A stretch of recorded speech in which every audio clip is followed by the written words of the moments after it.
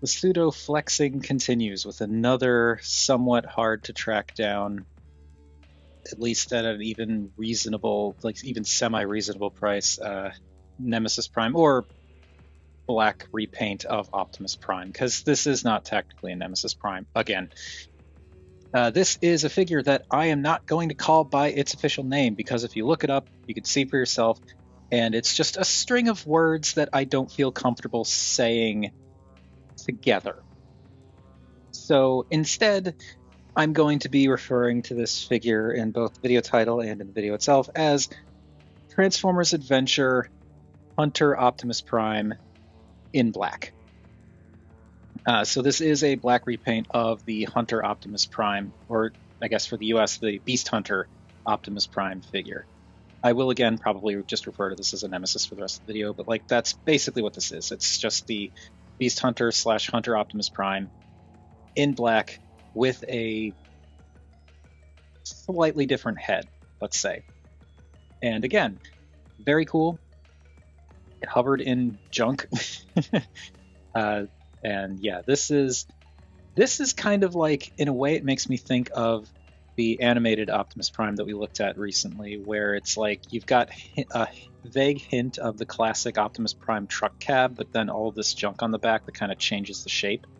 Though animated Optimus Prime is a bit more cohesive. This just kind of looks a little bit messy, which I think, you know, it's all mostly in service of the robot mode, which is spectacular. When we get to it, you'll see what I mean. But it's this is a bit messy, and it's not really the accessories that are the problem. Like, we pull off the 3 accessories that are on this. There are these little things that are just pegged into the sides here, and this mysterious object that who knows what this is. Ooh, that yeah, with all of those out of the way, this still kind of looks like Optimus Prime as a garbage truck, but like a very jagged garbage truck. It's like it's kind of like a Bayformer vehicle mode if it was designed like a Bayformer robot mode. But it kind of fits with like the Beast Hunter or Hunter aesthetic, where it's very jaggedy and toothy and sort of claw-y. You've got these little bits on the side that if you wanted to, you could unpeg them and swing them out to give the truck mode, or I guess it looks better to swing them back like that, but you can unpeg these and swing them back and spread these out to give yourself a winged truck mode. And it's a neat idea. Yeah, all this gray junk on the back is just kind of hiding the obvious robot arms. And unfortunately, there is a bit of a problem with this. It's not, I don't think it's the figure, like the copy of the figure I have. I think it's just the design, where there are these little square pegs here that are supposed to tab into the forearms, and they really don't.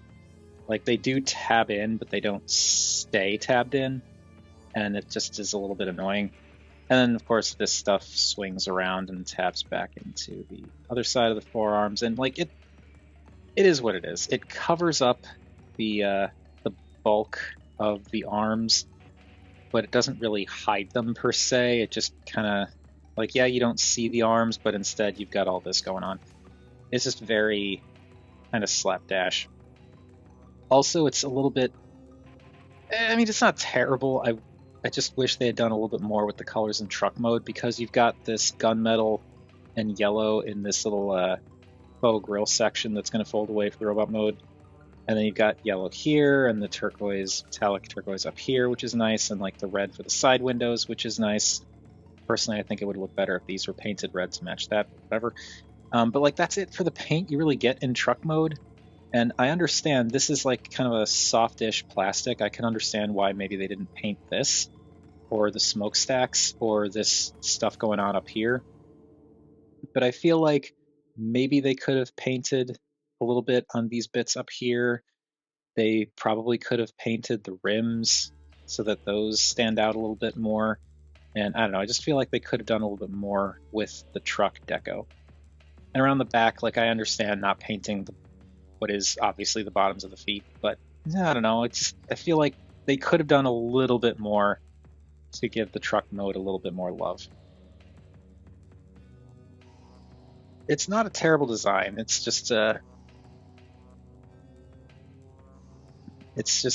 like I said, a little bit messy. But I do think for what it is, it's neat, and it does carry over that like very aggressive Beast Hunters aesthetic. And it's actually, for what it is, surprisingly compact.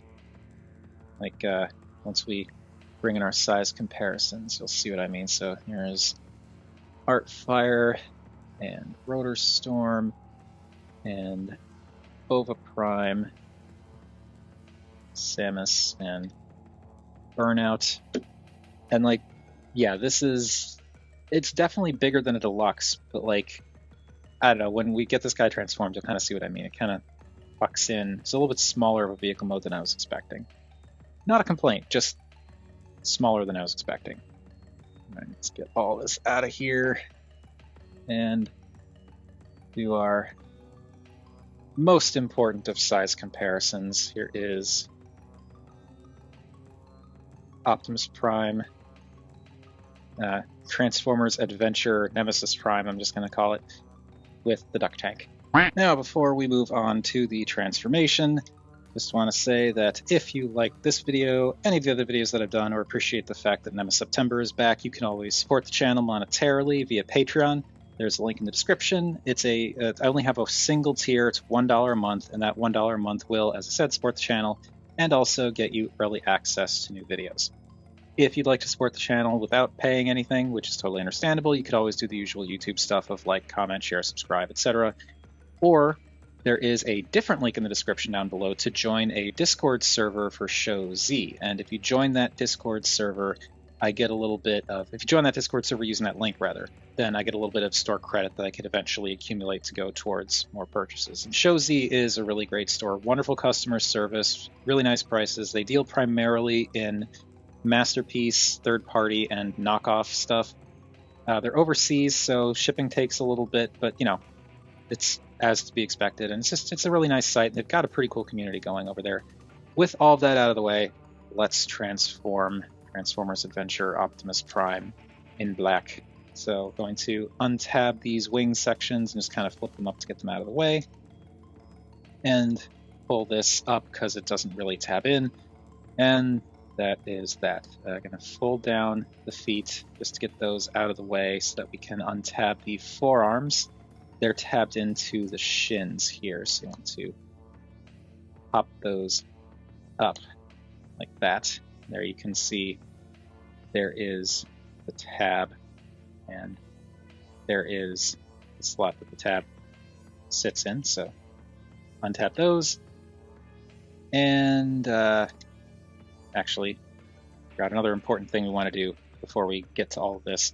I'm going to take these gray bits, these little tooth things, and pull them down so that they're pointed down like that. Then pull out these wheel sections, and those actually tab into the obvious robot mode thighs. There's a little tab there that sits in there, so untab those, swing these all the way forward, and they'll actually tab in together. And then these bits can finish folding up like that. And now this whole faux front section of the car or truck can accordion out. This can straighten up, and then you can rotate. Nope, doesn't want to rotate. So with all that out of the way, now we'll swing these around, and these little bits will tab into the side mirrors, or the tabs that act as side mirrors. And that gives you most of the upper body. Now, going to flip up the head. It just rotates up like this and should click into place. Now we can take the upper body section, and it does a classics Optimus Prime where the upper body rotates around like so, and now you get the kind of faux front section of the vehicle. And that allows you to take this section, and this just kind of accordions up and tucks into... Oh, I should really raise this up so you can see what I'm doing. This section accordions up and just kind of sits in the back. We'll deal with that more in a bit. Bring down the legs, straighten out the knees, and split the legs, bring the feet back up, and push out heel spurs. So there we've got the lower body ready to go. The arms can rotate down.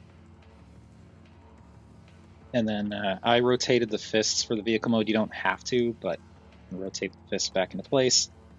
Fold out the little shoulder thingies. And then lastly, we can take care of the backpack. So with this all tucked up, this comes down and rotates down. And these little nubs that pegged into the forearms will sit in these little channels right in here. They don't really like solidly lock, but they do tab in pretty nicely. And that keeps all of this from flopping around. And now for the wing sections, you've got a couple of options. You can just, if you want to keep them out of the way, you can fold them back down into their truck configuration, which is, it's fine. It's, you know, I understand why someone would want to use that because it gets them out of the way. It allows you to display them on a shelf with space.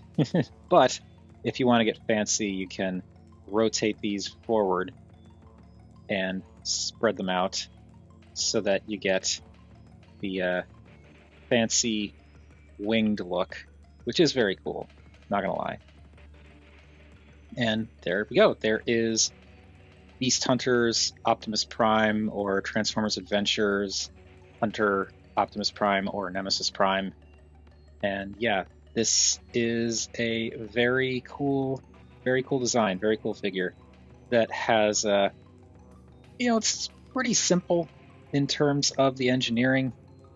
It's not inherently a bad thing, but it is a bit simple. And I do wish that the wings did a little bit more, like, I don't know, just having them tucked away. I appreciate that that option is there, but I kind of wish that there was a way to tuck them away more, because if you go to rotate the shoulders with them back like that, they're going to knock into that, and you're not going to get much in the way of posability. So you kind of want to have them out, but then the shoulders knock into those as well, so you kind of have to rotate them back like that, and it's, yeah. It's a little bit like, I don't know, maybe they could have done things a little differently, but it's fine. And I do appreciate how adjustable the wing assemblies are, how you can kind of play around with them and get expressive with them. They look cool, and I do appreciate the kind of absurd angles that are on this thing. Like with the shoulder pads, you can have them down, you can have them out, you can flare them up all the way to make them look extremely mean, and it works. I think the Beast Hunters aesthetic works particularly well for a Optimus Prime repaint that is designed to look like Nemesis Prime, because it looks angry and aggressive, and I like that. And here you also get a lot more color, particularly the teal, metallic teal for like the shins and the forearms. You get some more gray breaking things up. And the waist section, you lose some of that yellow that was on the lights for the actual waist, but you retain a little bit of the silver for the grill section, and the little nubbins that are now tucked around the back here that were gray are now there's, you know, the fake ones in silver, which is cool. You just lose that extra bit of yellow up there, but I think that's fine. I don't mind the fake parts or anything like that, and I do like that you also get these little gunmetal-y, silvery bits around the waist section. Like, there's some cool color breakup going on here. I just, as I said, kind of wish that they had done a little bit for the truck mode, a little bit more for the truck mode. And here is also where I think the extra color on the shoulders wouldn't be a bad thing. Like either some of that silvery gunmetal or some of this metallic-y blue or something. Because then you'd have a little bit of extra color for the top of the truck mode, and it would also show up in those shoulders. It's not strictly necessary for the robot mode, but as I said, I think it would help the robot mode, or the truck mode. But yeah, this is a cool design, very kind of intimidating and powerful looking. It's got this very big, beefy body and tiny head, which is, I guess, more in line with like super robot proportions, more or less. And it looks really cool, especially in these colors. Like Beast Hunter's Optimus Prime, I was contemplating getting that figure a couple of times because I thought the aesthetic was cool, but it just didn't really speak to me fully. I wasn't a fan of the ecto cooler green translucent plastic that they were using. I wasn't a fan of face sculpt, and it just didn't quite hit me as much as this does. This looks great. It uses translucent red instead of weird green, and it's just, this design looks so much better. I mean, all Optimus Prime designs look better in black, but like this one in particular looks so much better and more fitting in black and metallic teal, blue, whatever, and red.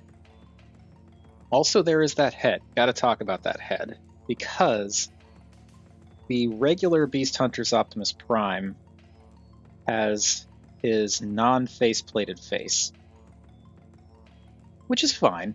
And like this, you can see it is that same kind of Prime head design, Transformers Prime head design, with the kind of distinct tapering in chin section, the sort of bulbousy top of the head, the tall shoulder ears and head spike thing.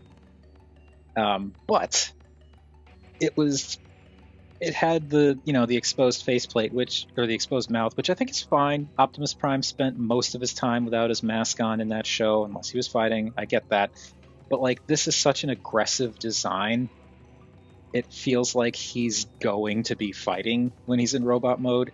And because this is in Nemesis colors, I feel like changing the head up so that it has the faceplate is necessary, and I'm glad they did that. Now, I don't know how different the sculpt is for this head over the original, because I've never had the original to compare it to, so I don't know if like the helmet is any different or if the only difference is the faceplate. But looking at this head as it is now, it looks great, because in addition to the faceplate and the angry red eyes and like the black plastic with the silver faceplate and all that, it just looks angry and angular. Like the top of the helmet kind of comes down and in to give him like these really angry looking eyes, and the got these little extra bladed bits on the ears sticking off the back and stuff. It's really cool. It looks neat, and I really like the angles that they did. It makes the whole thing look aggressive, like I said. And also there's some of that silvery stuff for the face is also up in that head crest, which is good. I think that's kind of all you need for the head sculpt here. They could have done more, but I don't think, like, they hit the stuff that was the most important, I feel. Now, for the articulation, as you could see, the head does rotate left and right. It kind of wants to stop here, and I don't want to force it to go all the way around, but I feel like that's plenty of turn, so that doesn't really bother me. You can kind of look up if you want to disconnect that platform, but I don't really think that's necessary, so I'm just going to keep that clicked down into place. As mentioned, the shoulders do rotate, but that shoulder rotation is hindered by the backpack. So you need to hold these out of the way if you want to be able to get the full rotation. The arms can go out on a ratchet, actually. I don't know if you can hear that over the microphone I'm using, but they do ratchet outwards up to there. That's as far out as they go. So not quite to 90, but close. You get a bicep rotation. You get just under 90 degrees of elbow bend. You get wrist swivels, which is really nice. I appreciate the fact that despite all of the stuff that goes on with this guy's transformation, you do get a waist swivel, because the transformation joint is up here. So this waist swivel is entirely its own thing. And now this backpack section, this is pretty clever. Because of the way all of this is designed, you can actually keep it connected and hinge it up. Like, that's really cool. The way that, because like this is on an entirely different piece than this. This is connected to the top of the torso. This is connected down here. So the fact that these two pieces line up so well and have been designed, I'm assuming intentionally designed, so that they can hinge up together like that, that's really really impressive from an engineering standpoint. So you can get that out of the way and get a full 180-degree waist rotation if you wanted. So you could always like rotate the waist however you want and then just push this back down, and no one will be the wiser as to the thing getting in the way, kind of. I like that. The hips can go forward to about 90 and back to, if we get this out of the way, nope, that's as far back as they go. So not quite 90, but still not terrible. They can go out to almost 90. You get a knee rotation, but it is above the knee, so good. Hate below the knee rotations. You also get ratcheted knees. They can go forward a bit, and they can go in to not quite 90, but close. And this is what I'm talking about, where like the knee rotation happens above the knee, so you actually get a much more dynamic angle to everything. Pardon me. The feet do not tilt, but you can point the toe up and down and move the heel up and down. I don't really understand why this is a thing. It doesn't really seem to serve a purpose. It stays up in vehicle mode, but it's how it's designed. So yeah. This figure looks cool and is pretty decently posable. And also comes with a handful of accessories. It's got two of these little missile launcher things. There's a little button, you push that and launches the missile. And these little bits can fold out, so you can have them in like that. You can fold them out a little bit, or you can fold them back. And I think you can actually, yeah, if you really wanted to, you could fold them all the way around to make them look more like bows. So you could do stuff with these. One thing that I've done with these in the past is I've plugged them into his hand from both the top and bottom, so that it looks like he's got this kind of large gun thing. And that's neat for what it is. But the thing I prefer to do is just gonna pop this up and out of the... See what I mean? This thing's a little awkward to work around. But pop this up and out of the way. There are these peg holes right here that these can peg into. And I prefer to put them in there to have them act as sort of like rocket boosters. So, push the button for the thing. There we go. So I just tuck them in like that and tuck this back down. And you can see it sits just enough space for the for this piece to come down. So I like that. So I have those back there as like rocket booster type things. And then he has his sword. And this is a cool sword. It unfortunately does that thing I hate where you've got clear plastic and they painted the grip section. So the peg and the handle are both painted, and I worry for the longevity of the paint. I worry that it might scratch off. Nothing seems to be coming off of either piece yet. So it might be that it's durable enough to handle it, but I don't like that. But that can go into his fist, and there we go. There he is with sword. I'll put it in the other fist, because I'm a righty, so I tend to default to assuming most of my other figures are righties. That may not be true, but that's just how I do it. So yeah, he looks incredibly cool. The sword is cool too. I love the design there, how it's kind of like almost two sword blades fused together into this big chopping thing. It's a neat silhouette, a neat design. The hilt looks really aggressive. And like I said, the Beast Hunter's aesthetic in particular works so well as a black repaint. So yeah, this is a very neat, not quite Nemesis Prime. And now, as I said before during the size comparisons, he's a really compact vehicle mode, but you get a pretty big robot out of him. Even if you ignore the wingspan, just looking at the bulk of the robot body, he is not small. He is pretty beefy looking. He is, you know, could do with a little bit extra weight to him. I know there's that thing that people have talked about in the past of using like pennies to bulk out his shins. I don't think that's strictly necessary, but I can understand why people would want to do that because he feels less bulky than he looks. I don't think that's a mark against him in terms of quality. It's just a thing that's a little bit noticeable. Yeah, this guy is pretty beefy and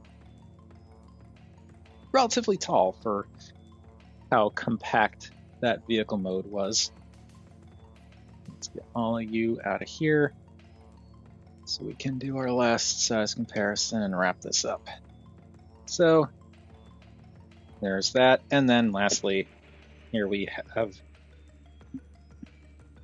Beast Hunter's Optimus Prime in black with the duck tank. And that does it for Transformers Go Hunter Optimus Prime in black. And this is a really neat looking figure that looks incredible in this color scheme. Aside from the just some of the engineering stuff, like the wings kind of getting in the way in a few places, which is just part of the design. Aside from that, like, this is incredible. It looks amazing.